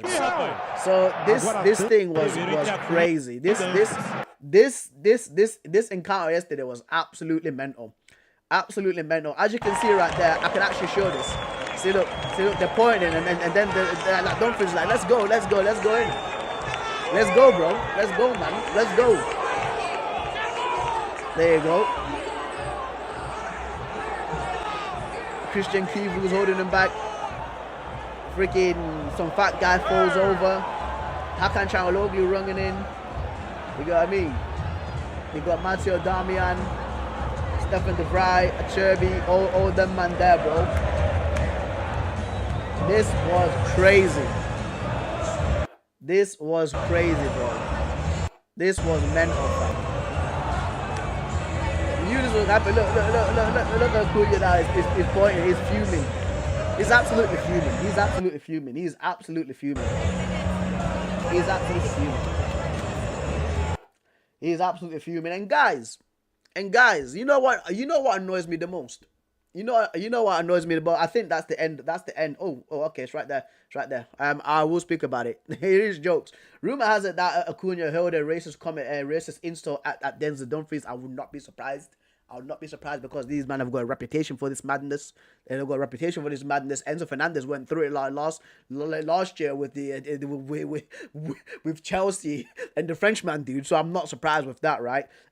Who suddenly lost his temper and pushed him away in the tumble by River Plate staff before the Inter team arrived to prevent him from coming into contact, right? So there you go, going at it over 2 years. So this was a 2-year beef.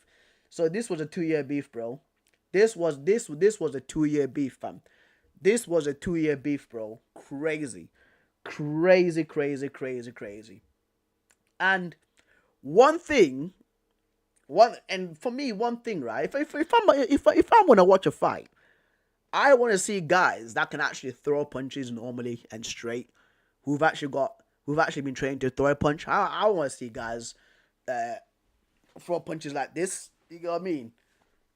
He meant to crack a man, fam. That's what he meant to do, bro. So that right there, listen.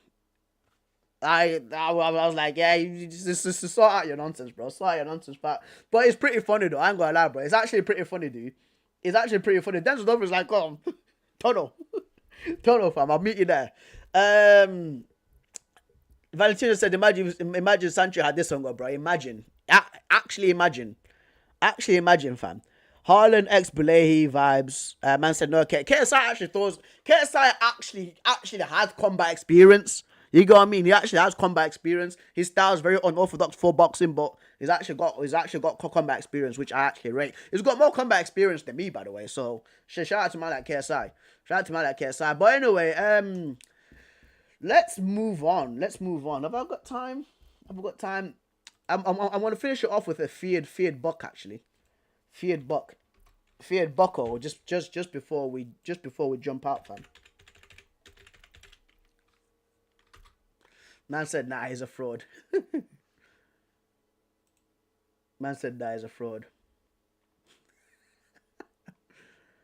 Phantom surprised his brother for Rolex at his high school graduation.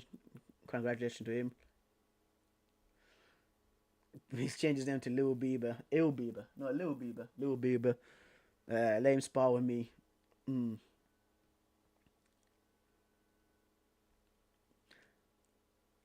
People in Atlanta, North Carolina, and Tennessee are witnessing sights of a meteor fireball falling from the sky.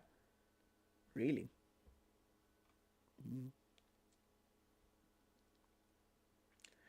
They got somebody. This guys got pulled over after renting his car to somebody involved in a police.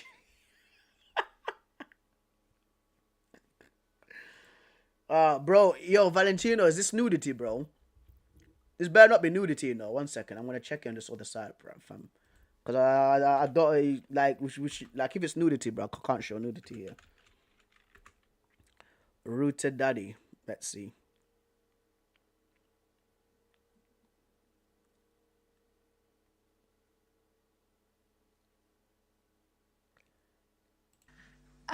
Do you regard your NATO allies as kind of children? No, he likes me. I think he likes me. If he doesn't, I'll let you know. I'll come back and I'll hit him hard, okay? No? But do you He did it very affectionate. Daddy, you're my daddy. Do you regard your NATO allies, though, as kind of like children, and they're obviously listening to you and they're spending more? And Marco Rubio absolutely lost.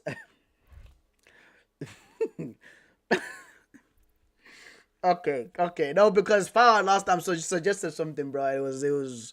I'm still mentally scarred by that stuff that he suggested to me, bro. It's wrong, so wrong. Right. So it's a post by Eric Doherty, and it says, laughing my ass off. Marco Rubio absolutely lost his composure in the background as Trump is asked about NATO's secretary calling him. Jesus Christ, bro. Reporter Mark Rutte, the NATO chief, who called you daddy earlier. Do you regard your NATO allies as children? Rubio starts giggling. He did affectionately, daddy. It's from Sky News. Mark Rutte, the NATO chief, who is your friend, he called you daddy earlier.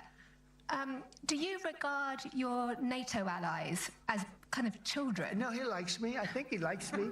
If he doesn't, I'll let you know. I'll come back and I'll hit him hard, okay? No? But do you... What the hell? What the He did it very affectionate. Daddy, you're my daddy. Do you regard your NATO allies, though, as kind of like children, and they're obviously listening to you and they're spending more, and you're obviously appreciative of that? But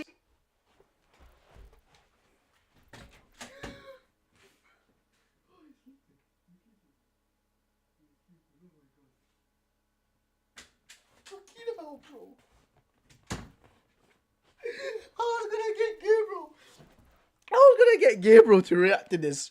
I'm gonna get Gabriel to react to this, bro. What are we doing? What are we doing? do you hope that actually they're going to be able to defend themselves, defend Europe on their own without... I think they need help a little bit at the beginning. And It's from Sky News. What are we doing?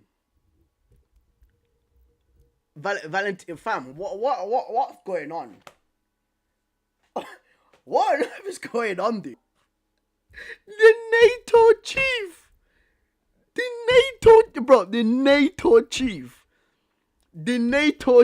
NATO chief, fam. Guys, fam.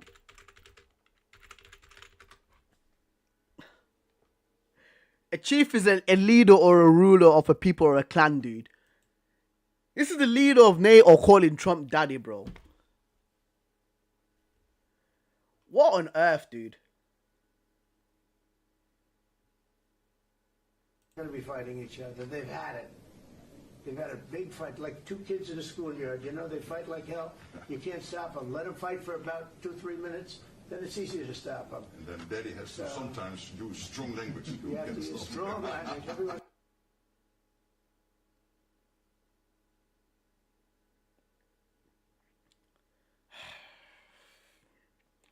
Guys, I said it a few days ago in my channel. In this channel, right, we don't usually speak about politics or religion because that's just a separator for people, right? We don't speak about politics or religion. When it's stuff like this, we gloss over it real quick. We don't get into the nitty gritty of all this kind of stuff, right? But what's my man thinking, dude? What's my man thinking, bro? What is he thinking?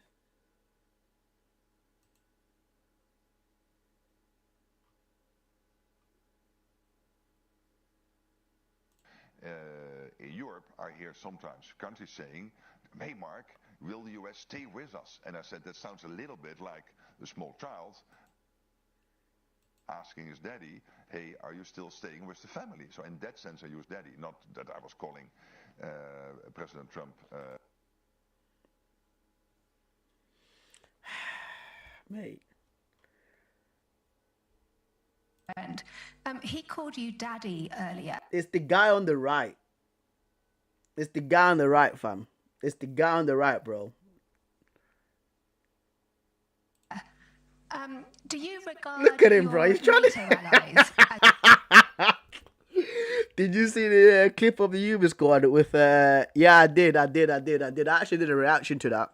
I put it on my channel. I did a reaction to it. But yeah, man, because it sounds hypocritical of me now, and I hate being a hypocrite because again, like, we don't really speak about politics. We don't really like dive into the nitty-gritty, but we can gloss over like the memes and stuff like that. Yeah, McKinney's standing there like, yeah, hell nah, yeah, bro, crazy, man, crazy, dude. Sorry, Martis. The new NBA, one of the things we're talking about in the new NBA that Igor. well, one of the things that ain't being talked about is not only are we going back to double big front court. Oh my god. DDG linked up with Kawhi Leonard at the Emery fashion show during Paris Fashion Week. Of all things, of all people to sit next to you in a fashion show. 1 and 2.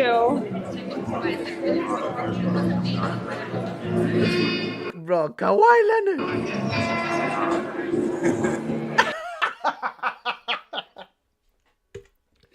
Bro, for the people that know Kawhi Leonard, right? Like Kawhi Leonard is a basketball player. Let me show you, bro. Kawhi Leonard, fam. He's a basketball player, right? And he's very like he's not known for having like an extraordinary personality. He's a kind of like an awkward kind of guy.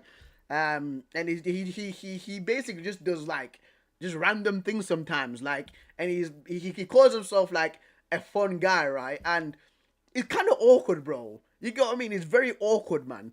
And there's a lot of memes like about him and stuff like that. Like, he basically has like a laugh like this. Look, this is the laugh.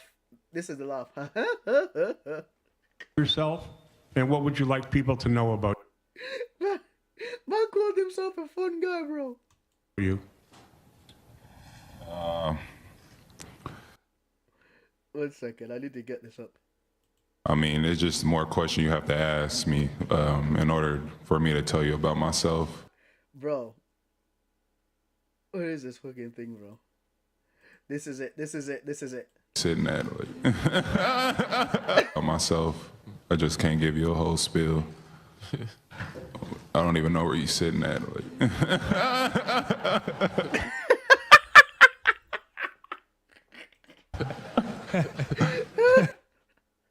This, of all people to sit next to, bro.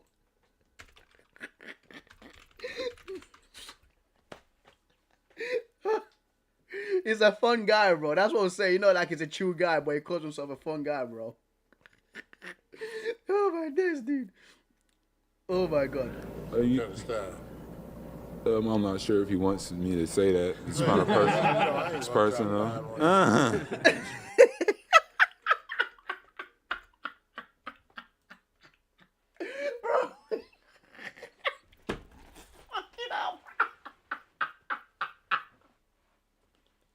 Yo. Oh my god, dude. Oh my god, bro. Kawhi need to take 50 notes from DJ and become a streamer in Norway. He plays 150 games this season. Oh my god, bro. Oh my days. Kawhi Leonard, man. Oh my god.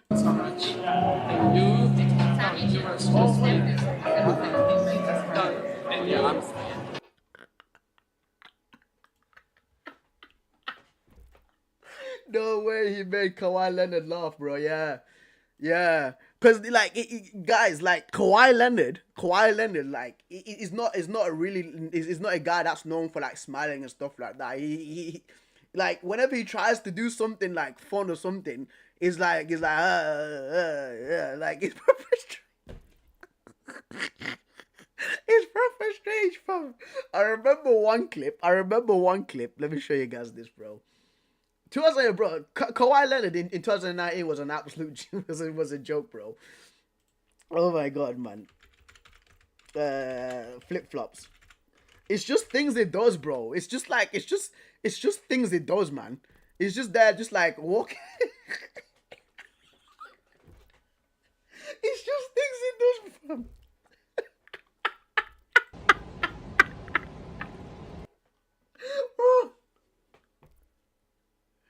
Oh my god. And people were just memeing these clips like saying like when you have to go downstairs to open for your friend in university. Oh my god, bro. Oh my god, fam. The guy said Kawhi is so chill.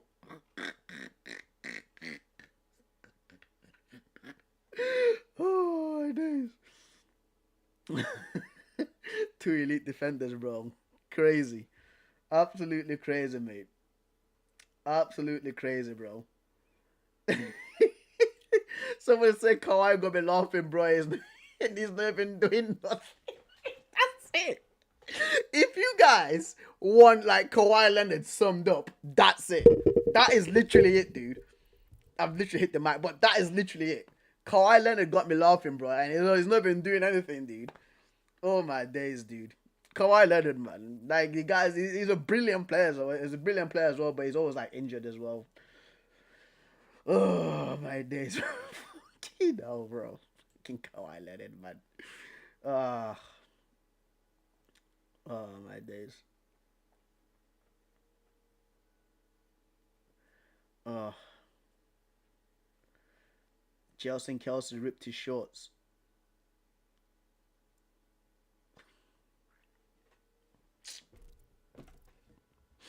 Jelson Kelsey, man.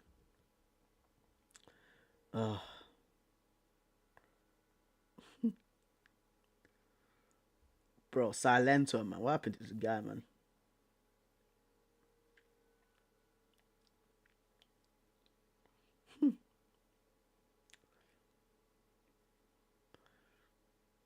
Okay, I'm about to say.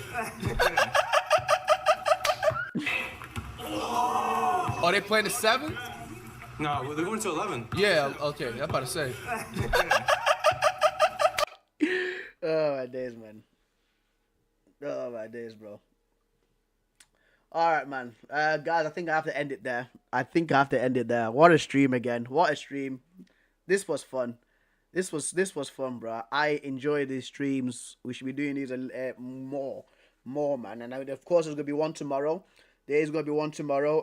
A track back stream. So if anybody has any ideas, for like videos to react to, memes to send over, short clips, anything for later on, please send it my way, because tomorrow I do want to go on for ages. I want to start around like 8 p.m. tomorrow and go on for, because I've got Saturday off, so I want to go into like midnight. So if you guys have got anything, especially on like Instagram or like on X or like on YouTube, so as soon as we do the football chat, and then that's over and done with, because let's see what happens tomorrow in football. There might be some bombers dropped by Fabrizio Romano, by David Ornstein. Then after that, of course, we'll finish the night off with a good vibes, man, and reacting to a funny stuff, fam. I ain't calling nobody daddy, by the way. I'm not calling everybody daddy, fam. Like, what is that, bro? What is that, fam? Have you done a manager's tier list? I've not done a manager's tier list. If you do one, you can send that over too. We'll have to try to figure out how to cram it into this live stream. So, but yeah, if nobody's not sending me anything, I'm gonna look through, peruse around and try to find. We can do a baddest tier list. Send a baddest. We'll do a baddest tier list. We will do a baddest tier list, bro. Sorry, Valentino. We have to do a baddest tier list, bro. We'll do a baddest tier list. Send that over. We will do it, my friend. We will do it, my guy. And then, of course, we also going to react to like YouTube videos. We're going to react to 6'8". If you guys remember King. Let me see if I can get this up, actually, before I go. What was that guy's name, dude? Let me get this guy's name, bro. Let me get this guy's name just before I go, so I can show you guys what I'm speaking about, bro. Because he actually gave me this idea, bro. Where is this guy, fam? Where is this guy, bro? Where is this guy? Where is this guy, bro? Where is this? Where is this? Is it earliest? Yes, earliest. Is it earliest? No. Bro, the first thing I ever followed on Instagram was the Chicago Bulls. That's crazy. That's crazy. So, raw fully, bro. Raw fully. Because I didn't know that this guy, I didn't know that this King 668 guy, let's check out Raw fully, bro. I didn't know that King 68 had a YouTube channel.